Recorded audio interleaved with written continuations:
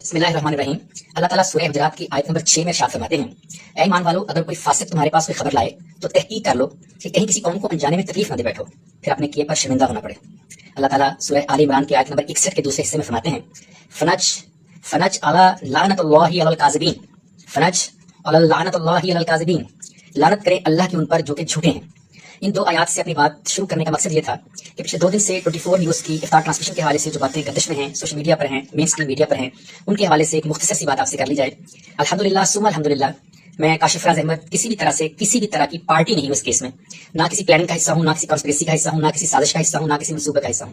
جو لوگ مجھے جانتے ہیں ان کو معلوم ہے کہ شہرت، پیسہ، ویوز یہ میری زندگی سے کوسوں دور ہیں۔ جو لوگ میرے گھر کے جو چیز میرے گھر کے اندر ہے، چلتی ہے، اس کو جانتے ہیں، ان کو پتا ہے کہ میں الحمدللہ ایک بہت ہی سادہ،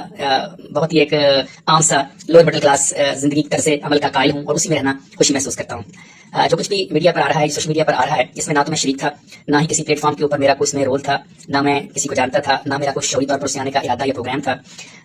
میں صرف اور صرف علم و ادب کی خاطر جاتا ہوں، کسی بھی چینل پر جاتا ہوں، اور یہ بھی وضاحت کر دوں کہ میں نے آج تک کسی چینل سے چیلنج کر کے کہہ رہا ہوں 1 روپیہ بھی نہیں لیا۔ میں نے اپنی زندگی میں آج تک کسی پوڈ کاسٹ کا 1 روپیہ نہیں لیا، بلکہ الٹا میں اپنی گاڑی کے اوپر پیٹرول ڈال کے اپنے خراجات پر جاتا ہوں۔ اگر کچھ کھاتا پیتا ہوں اپنے خراجات پر کرتا ہوں۔ یہ بات بتانے کا مقصد اپنی تعریف کرنا یا اپنے آپ کو بہت سادہ یا بہت کوئی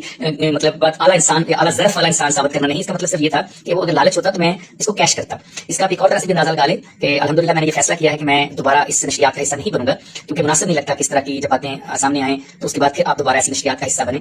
اسی طرح میں نے یہ بھی فیصلہ کیا کہ آج کے بعد اس موضوع کے اوپر بھی کسی چینل یا کسی پوڈ کاسٹ پہ بات اس لیے نہیں کروں گا، مناسب نہیں لگتی، کیونکہ اس سے لگے گا جیسے میں بھی شہرت کے لیے، میں بھی پیسے کے لیے، میں بھی ویوز کے لیے، جیسا کہ سوشل میڈیا پر آ بھی رہی باتیں۔ بہرحال یہ جو لیکس کے حوالے سے بات ہے، یہ جو لوگ سمجھتے ہیں میڈیا کو، جو لوگ پرانے میڈیا کے جاننے والے، اس پہ کام کرنے والے، ان کو پتا ہے کہ لیکس جو ہوتی ہیں وہ ایسی نہیں آتی، یہ کوئی غلطی نہیں ہوتی۔ یہ کچھ لوگ ہوتے ہیں جو کہ کچھ اپنے ویسٹڈ انٹرسٹ ہوتے ہیں، کچھ ان کی اپنی خواہشیں ہیں، کچھ امنگیں ہوتی ہیں، کچھ آرزویں ہوتی ہیں، وہ انہیں پورا کرنے کے لیے اس طرح کا کام کرتے ہیں۔ تو میں اس میں بھی کسی طرح کا حصہ نہیں ہوں، کوئی پارٹی نہیں ہوں۔ میں نے شعوری طور پر کسی طرح کی پلاننگ کر کے، گفتگو کر کے، بات کر کے اس کا پارٹ نہیں بنا ہوا الحمدللہ۔ اس لیے میں چاہوں گا کہ آج کے بعد اب جب بھی کوئی بات کرے تو اس کو ذہن میں رکھتے ہوئے کریں، کہ یہ نہ ہو کہ آپ انجانے میں کچھ ایسی بات کر لیں کہ کل آپ کو اللہ کی حضور شرمندہ ہونا پڑے، اللہ سے آپ کو اپنے کیے کی معافی مانگنی پڑے۔ میں سمجھتا ہوں کہ دنیا میں بہت ساری آپ کی وشز ہوتی ہیں، آپ کا نام ہو، آپ کو شہرت ملے، آپ کے پاس پیسہ آئے، سوشل میڈیا کی وجہ سے آپ دنیا میں جانے جائیں، تو اس کی وجہ سے بعض اوقات آپ کو جھوٹ سچ سب کچھ بیان کرنا پڑتا ہے، لیکن یہ ذہن میں رکھیے کہ اس سے کسی کی دل آزاری ہو سکتی ہے، اس سے کسی کو تکلیف پہنچ سکتی ہے۔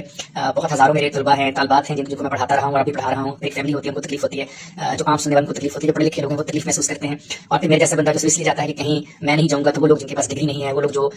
علم کو اپنے ذاتی مفادات کے لیے استعمال کرتے ہیں، یا وہ لوگ جن کا پروفیشن یہ نہیں ہے، جو ہماری نفسیات نہیں ہے، وہ لوگ سامنے آئیں گے۔ تو اس لیے میں چاہتا ہوں کہ شاید میرے سے کوئی بہتر بات یا کوئی پڑھنے لکھنے والی بات ہو جائے، جس میں میں کتنا کامیاب ہوا ہوں یہ میں نہیں جانتا، اس کا فیصلہ آپ کر سکتے ہیں۔ لیکن جس طرح کی چیزیں سامنے آ رہی ہیں اس میں سے کچھ تو میمز اور کچھ چیزیں تو بہت انٹرسٹنگ، مجھے بہت مزہ آیا، انجوائے کیا میں نے ان کو دیکھ کر، لیکن کچھ جو ہے وہ بالکل کنٹیکسٹ سے ہٹ کر ہیں۔ تو میری گزارش ہوگی کہ کنٹیکسٹ میں رکھ کر بات کی جائے، جن کا یہ فیلڈ ہے، جو میڈیا کے لوگ ہیں انہیں کو مبارک ہو۔ میرا یہ فیلڈ نہیں، میرا کام صرف جانا ہے مہمان کی طرح، ایک باعزت پروکار طریقے سے گفتگو کرنی ہے، کچھ سوال ہے اس کا جواب دینا ہے، اور جو بات میں سمجھتا ہوں قانون حدیث اور کلچر کے حوالے سے ٹھیک ہے وہ بیان کرنے، اس میں کہیں غلطی مجھ سے ہو سکتی ہے، میں انسان کو کوتاہی کر سکتا ہوں، تو اس وجہ سے اس سے زیادہ میرا کوئی مقصد نہیں ہے۔ اگر آپ مجھے حکم فرمائیں گے اسی پوسٹ کے نیچے تو میں کسی بھی چینل، کسی بھی پوڈ کاسٹ پہ جانے سے انکار کر دوں گا، کیونکہ میرا کوئی پرسنل انٹرسٹ یا پرسنل ایجنڈا نہیں اس کے اندر سے، نہ میں نے کچھ نکالنا ہے، نہ میرا کوئی ذات اس کے اندر انوالو ہے۔ اس ساری بات کے باوجود